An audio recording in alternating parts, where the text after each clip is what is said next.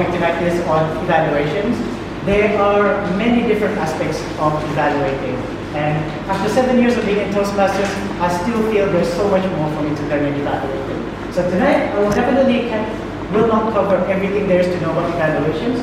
It will be very focused, and what I'll be focusing tonight will be on speech purpose, content, and structure. Now, the overall flow would be, I asked Lee when she first asked me to do this presentation about what the club would like to hear about in such a presentation, such a workshop. So I will quickly run through this question, quickly get some insights, but I won't dwell too much on them because that's not the focus of this presentation. Then I'll discuss what I've learned over the years that I always keep in mind when I do my evaluations. I'll highlight some examples of applying that knowledge, and then I'll leave some room for questions, and then I'll just wrap it up towards the end later. So some quick thoughts, and these were the questions that Lee posted to me when I asked her what the members would like to hear. Very quick thoughts. How to suggest improvements? I think, if anything, think about one thing that speaker can do to make a difference, but more so to make an impact or to lead with a stronger purpose. Now, how do you suggest improvements while still bringing positive energy? I think the word of the day highlights this. Just be blithesome. If you go up on stage full of energy, enthusiastic, you're smiling, that energy will naturally exude, and everyone will feel that energy, especially the speaker that you are evaluating. What makes an overall good evaluation? I think two key words. Number one, motivational, motivating. Number two, practical. On top of elevating someone's mood, someone's emotion, you have to give a very, very practical tips on what to do next time. And lastly, how to evaluate if the evaluator couldn't find anything to improve on, especially like table topics. A common question, again amongst many talkers, what I've learned over the years is, if they demonstrate excellent public speaking skills, there's always something to give feedback on in terms of how they achieve the purpose of their speech. Because someone can be so eloquent, but they may still not achieve the purpose of their speech. And that's what I would focus on. Very quick thoughts. I'll be happy to discuss more of this afterwards, but the focus of this presentation will be different. So, the main question is, what do you give feedback on? Now, the focus is on what? Because many of you may be asking, how do you give feedback? How do you be critical, but at the same time sound very, very motivating? I think that's the next thing to learn. If you don't know what to comment on, then there's no point. You may lift up their spirits, but you may have no substance. So I will not focus on how to give feedback. I'll focus on what to give feedback on. So the subtopics of my session today is purpose, content, structure. Again, only a small component of doing evaluations overall, but I find no matter what evaluation I'm doing, whether it's a speech evaluation or it's a table topics evaluation, or even sometimes evaluating particular workshops, presentations, this is something that I always fall back on. I ask myself, what's the purpose, what are the contents, how do they structure this? So objectives and purpose, they can be the same thing, they may be different.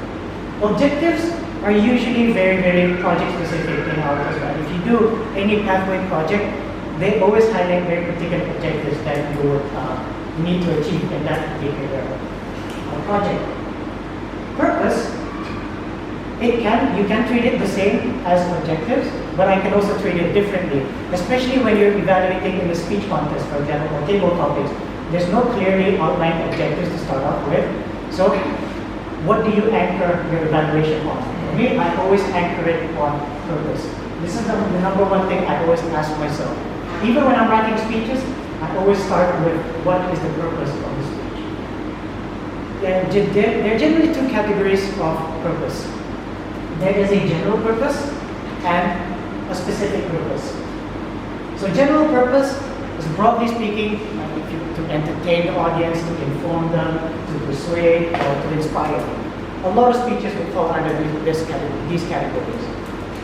A specific purpose is your particular message or your particular call to action. And the way I think of a speech purpose is you need to be able to summarize it in one sentence. That one sentence is the essence of the whole speech. And when you write a speech, that's important. But when you evaluate, that's how I would anchor my evaluation. So, firstly, contents. For me, the most important question is when I evaluate on content, how are the contents relevant to the general and specific purpose?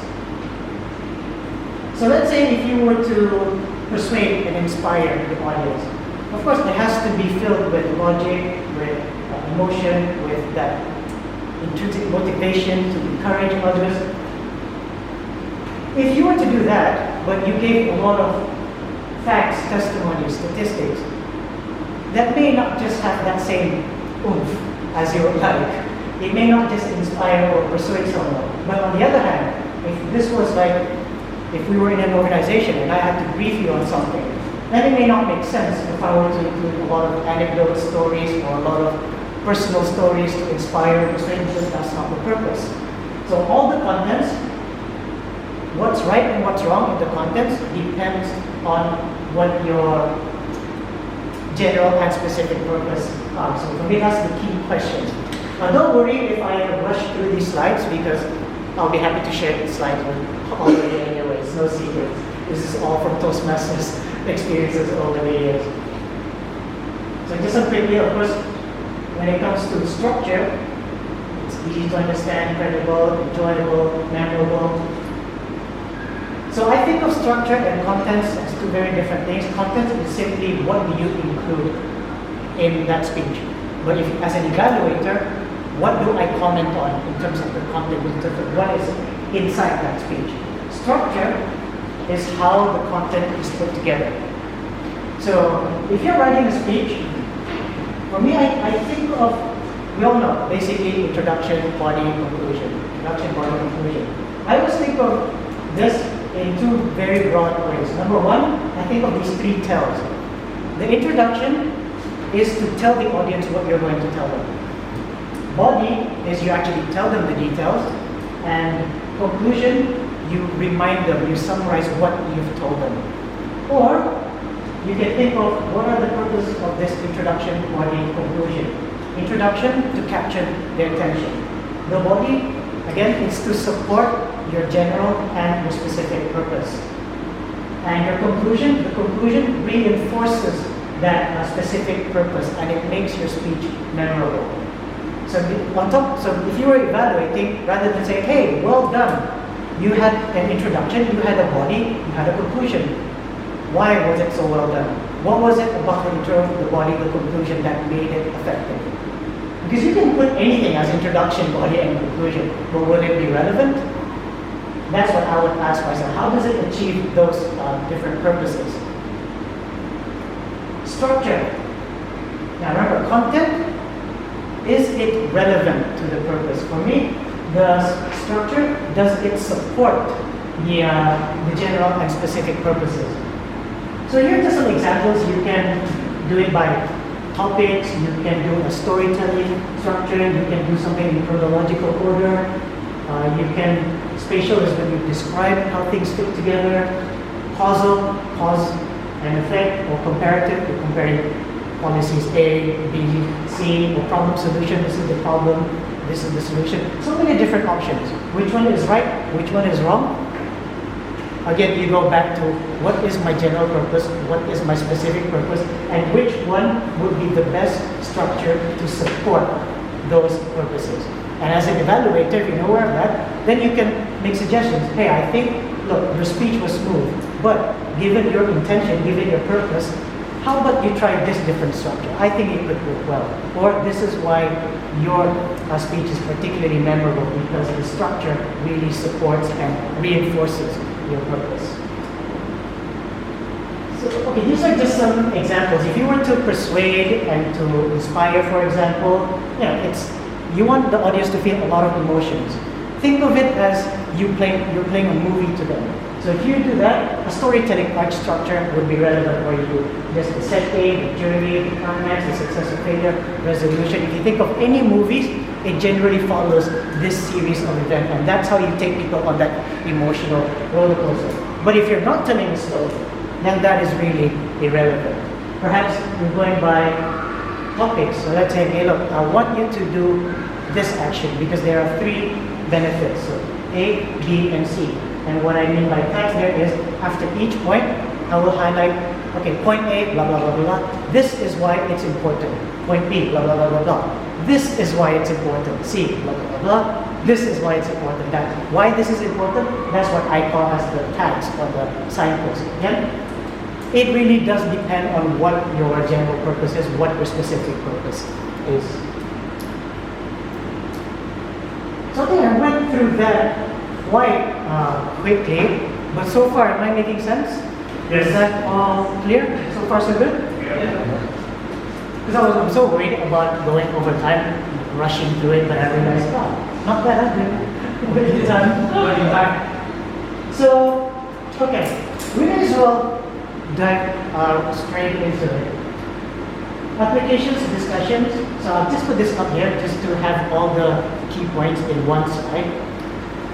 Let's think of the table topics, and I think Chieftain speech is a good example to discuss tonight. What do you guys think Chieftain speech was about tonight?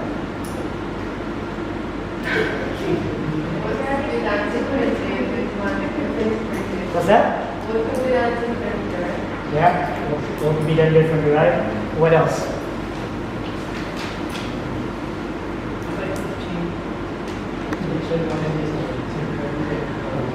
So this is actually interesting based on how they react.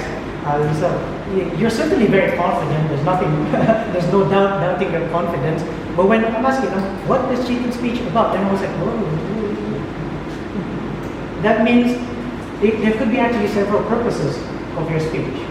And I know it's an impromptu speech. It's very hard, but I think the same ideas can be applied in table topics as well as a prepared speech.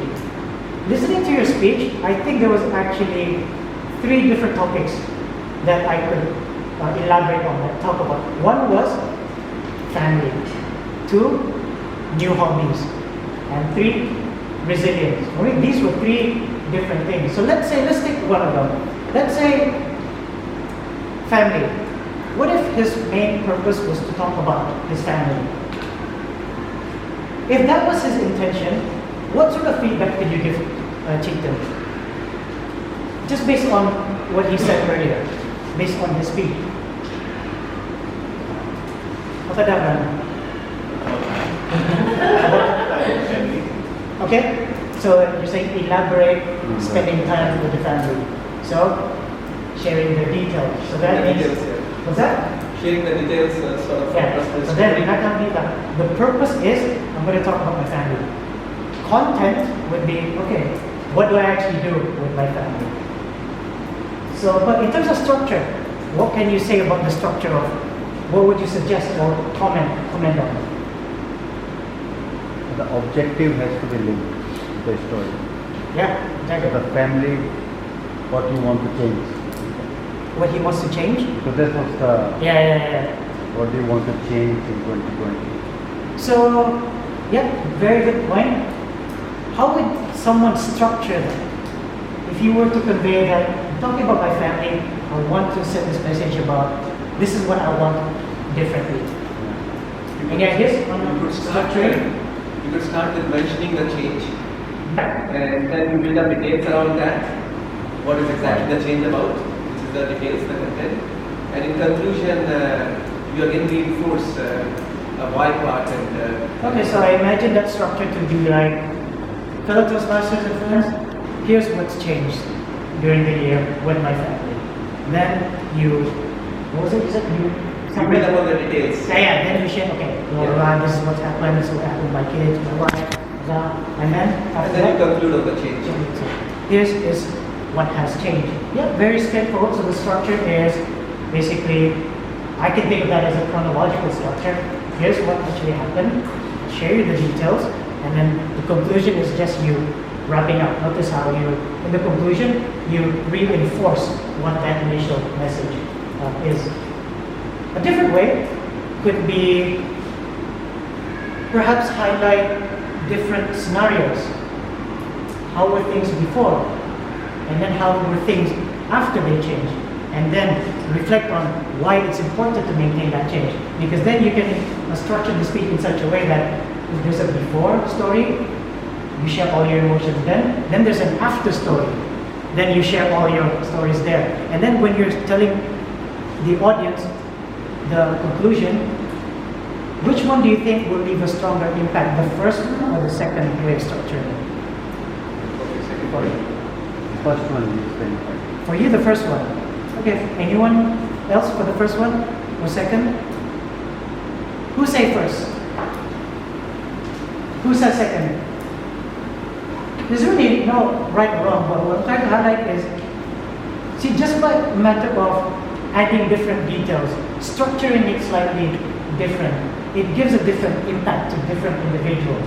And I think for most people, the second one is stronger because it's very transparent.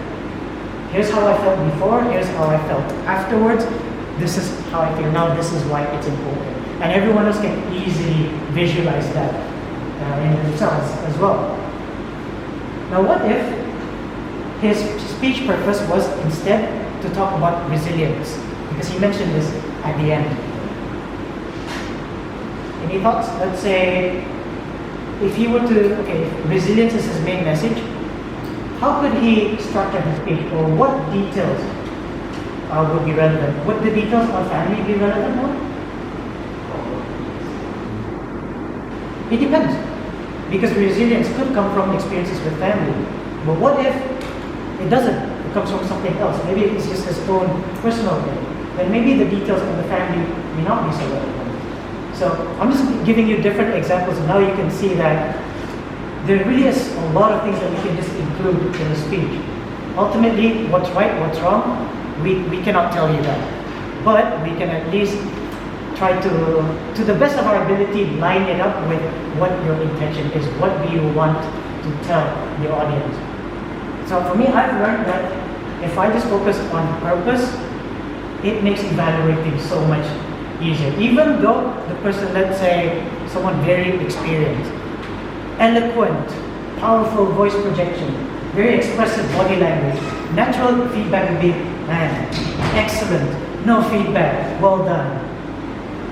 But you can go deeper, go into the substance of the speech. Yeah, you demonstrated that confidence, but this is what you did really well in terms of structuring that speech. Here are the details that support it. Or if you don't agree with them, you're not fooling me.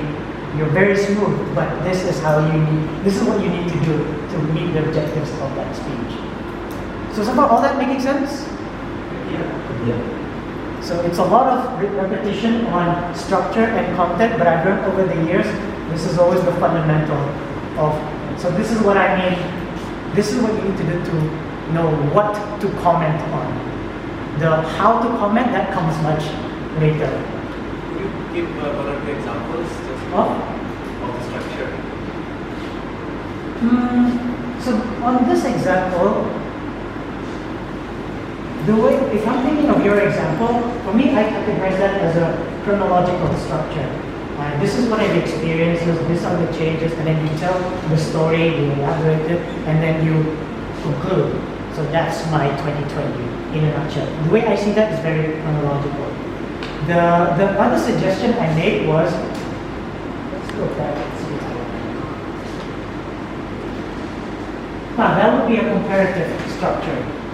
Because the comparison was, in A, he can highlight how he felt about certain things before. So of course he can elaborate a mini story here. And then the comparative part would be how he feels afterwards, and then he can elaborate and share the details there as well. And then the conclusion is basically wrapping up, I've gone from A to B, now I know why this is so important. So it's slightly different because yours follows a very logical timeline. Mine is, this is the story from one perspective, and then this is the story from a different perspective. So I'll think of that as a comparative. Or if, well, puzzle could also be there. Another example, okay, would be if his purpose was to tell us about resilience to start out with. I mean, that's his purpose with the speech. He could use a topical structure, so perhaps highlight 3 different incidences or 3 different stories on what made you reflect or learn about resilience in this year. So it could be 3 stories, it could be, they may not be in timely order, it could just be something that happened at work, something that happened in his personal life, something that happened with his friends. But for a topic of it, I would share mini stories, but then at the end of each part, I would just repeat it. So that's why I learned to be resilient. Blah, blah, blah, blah. That's why I learned to be resilient. But then, so the way I see that is that can also be it's a topic on being resilient. So I hope that helps shed a bit more light on that. Thank you. Okay, since I've used cheating as an example, I may as well open up the floor now to questions. And these are just other things that I did not touch on, but there are other considerations when I do evaluation or when I approach evaluation. So if they trigger any questions, any thoughts, yeah, I'll just leave that up there until everyone. So open floor if anyone has questions or thoughts or something they want to elaborate. Yeah.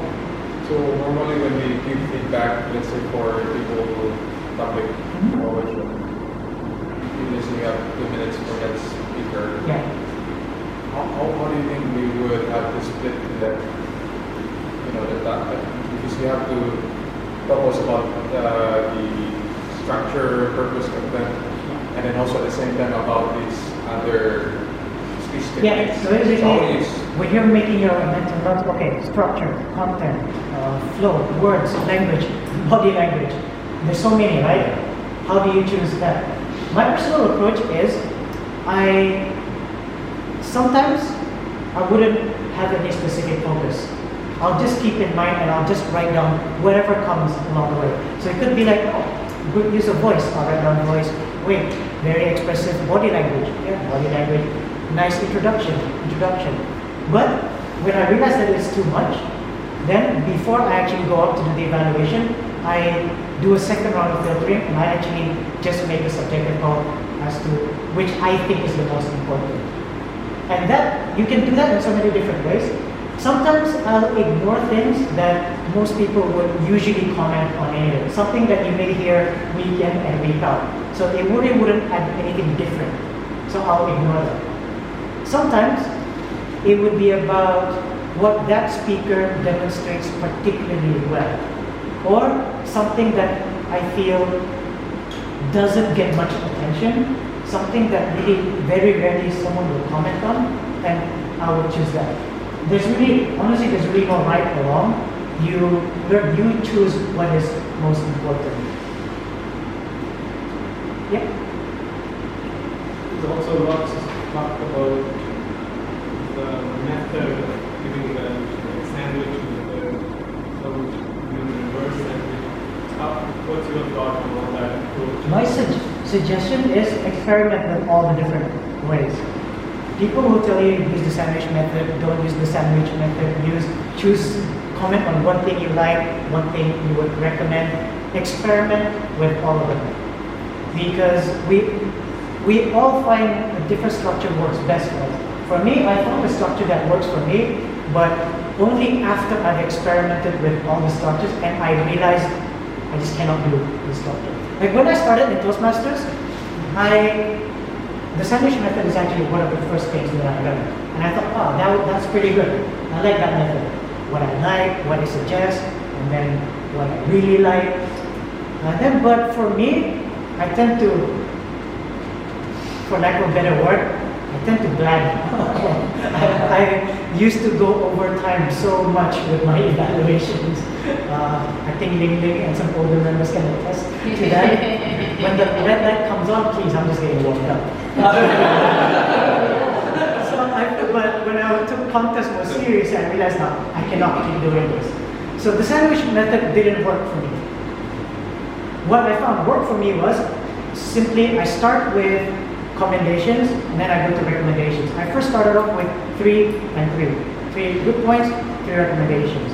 Then I found it was still too much. I tried to narrow it down to 2, a little bit, but then when I tried 1, it was too short.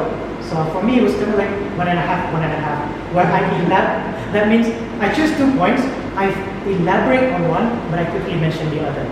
And I find that works for me. But my suggestion is just experiment. Everyone, if you speak with different members, they will all have their unique methods. Experiment with them. Question, anything else? Yeah, you? Since you talk about overtiming, and I think that's what all of us do, we over the time.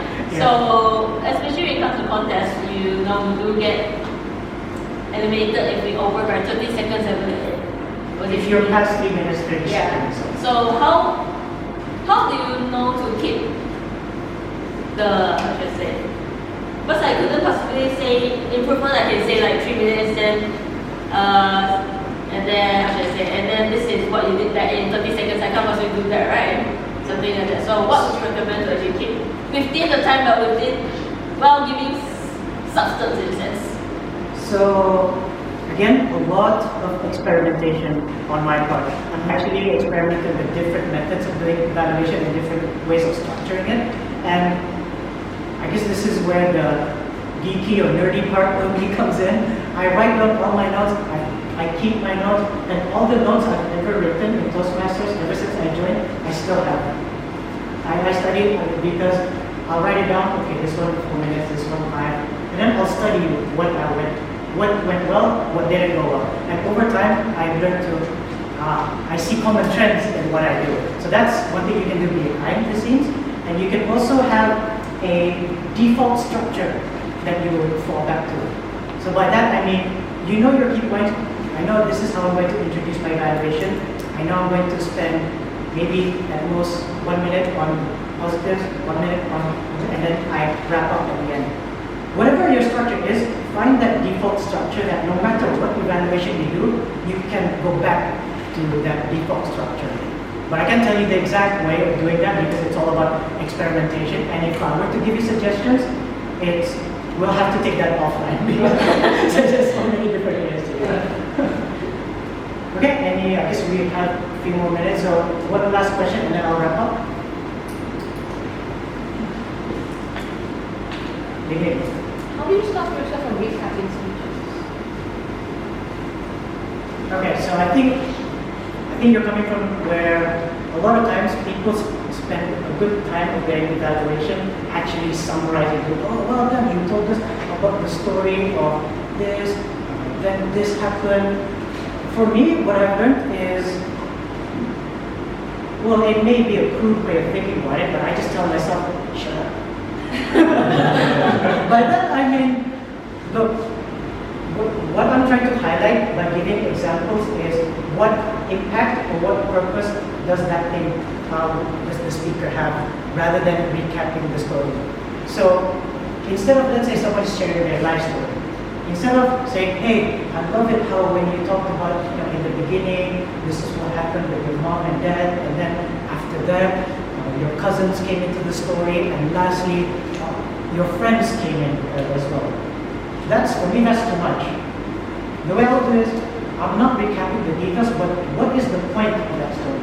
I'll just say, look, I love it when you tell us you've learned this lesson. And share the feedback. So for me, that makes a big difference. Rather than recapping the story, I'll just say, what is the point of the story?